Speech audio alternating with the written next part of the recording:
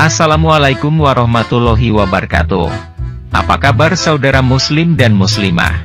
Semoga kita senantiasa dalam lindungan Allah Subhanahu wa Ta'ala. Amin. Apakah Anda sudah tahu tentang perayaan Idul Fitri? Jika belum, silahkan simak penjelasan singkat seputar awal terjadinya Hari Raya Idul Fitri. Perayaan Idul Fitri bagi umat muslim nampaknya seperti hal wajib yang tidak boleh terlewatkan. Bermaaf-maafan, berbagi hadiah, hingga bersilaturahim ke sanak saudara dan kolega merupakan bagian dari perayaan tersebut.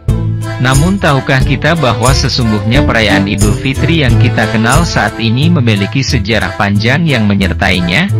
Imam Ibnu Katsir pernah menjabarkan bagaimana perayaan Idul Fitri terjadi di masa Rasulullah Shallallahu Alaihi Wasallam.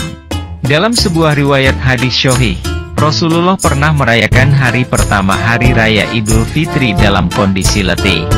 Beliau bahkan sampai bersandar pada Bilal bin Rabah dan menyampaikan khutbahnya. Menyambut hari kemenangan dengan hal-hal positif memang sangat dianjurkan. Hal itu terbukti bagaimana antusiasnya Rasulullah Shallallahu Alaihi Wasallam dalam menyambut Idul Fitri. Namun tentu saja beliau tidak menanggalkan syariat agama atau berlebih-lebihan atas sesuatu. Firman Allah dalam surah Al-A'raf ayat 31. Ya abani adama hudzu sinatakum, inda kulli masjidin wa kulu washrabu wa la tusrifu innahu la yuhibbul musrifin. Pada kalimat di atas, Allah Subhanahu wa Ta'ala menyeru kepada umatnya yang ia sebut dengan Bani Adam, anak Adam, agar menggunakan pakaiannya yang indah setiap hendak memasuki masjid. Allah Subhanahu wa Ta'ala juga menyeru agar menjauhi sifat berlebih-lebihan ketika makan dan minum, sebab Allah Subhanahu wa Ta'ala tak menyukai mereka yang demikian, berlebih-lebihan dalam segala sesuatu. Orang yang berlebih-lebihan dalam segala sesuatu termasuk dalam hal makan dan minum ini, adalah orang yang melampaui batas. Dan orang yang melampaui batas adalah mereka yang mendatangkan kerugian bagi dirinya sendiri, dunia dan akhirat. Jauh sebelum Islam datang, masyarakat jahiliyah Arab telah memiliki dua hari raya, yaitu Hari Raya Nairus dan Mahrajan yang dirayakan dengan sambutan pesta pora yang tidak bermanfaat. Minum-minuman memabukkan, menari, adu ketangkasan termasuk salah satu ritual dalam perayaan kedua hari raya tersebut. Berdasarkan buku ensiklopedi Islam, kedua hari raya tersebut sejatinya berasal dari zaman Persia kuno. Di kemudian hari, Rasulullah Shallallahu Alaihi Wasallam mengganti kedua perayaan masyarakat Arab itu dengan hari raya yang lebih baik, yakni Hari Raya Idul Fitri dan Idul Adha. Dalam sejarah Islam, perayaan Idul Fitri pertama kali diselenggarakan pada 624 Masehi atau tahun kedua Hijriah. Waktu perayaan tersebut bertepatan dengan selesainya Perang Badar yang dimenangkan oleh kaum muslimin.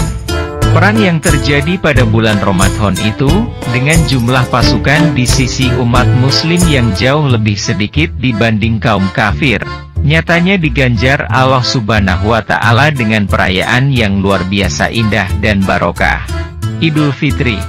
Sebagaimana kita ketahui, di kedua hari raya umat muslim seperti Idul Fitri dan Idul Adha, setiap muslim justru ditekankan untuk berbuat kebaikan dan kemaslahatan.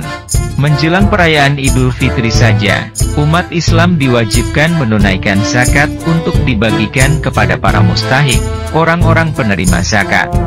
Segala kebaikan yang tercurah dari jiwa-jiwa umat muslim selama bulan Ramadan, sejatinya sangat terasa pada Hari Raya Idul Fitri bagi semua elemen. Sehingga bisa dikatakan, perayaan Idul Fitri dapat melingkupi kebahagiaan bagi seluruh umat muslim dari berbagai kalangan. Pada dinasti Abbasiyah, perayaan Idul Fitri dilakukan dengan rangkaian kegiatan yang meriah. Biasanya pada zaman tersebut, perayaan dilakukan selama 3 hari yang diakhiri dengan menyantap beraneka ragam makanan halal yang disajikan. Dalam buku Empire of the Islamic World karya Robin Santos Doak dijelaskan, umat muslim yang berada di jalan-jalan kota Baghdad, dihibur dengan penampilan para musisi dan penyair yang menunjukkan kebolehan mereka. Tentu saja, hiburan tersebut bernilai positif dan tidak melanggar syariat. Sedangkan Egy Ainlari, dalam Discover Islamic Art in the Mediterranean menyebutkan, para sultan dinasti Mamluk 1250 sampai dengan 1517 Masehi, di Mesir membagikan pakaian, hadiah, dan uang kepada masyarakat saat perayaan Idul Fitri. Di India, para sultan dinasti Mughal melakukan arak-arakan bersama pengawal kerajaan dalam merayakan Idul Fitri. Sedangkan semasa periode Kesultanan Ottoman di Turki, ada tradisi membunyikan meriam setiap malam 1 Syawal dalam menyambut Idul Fitri.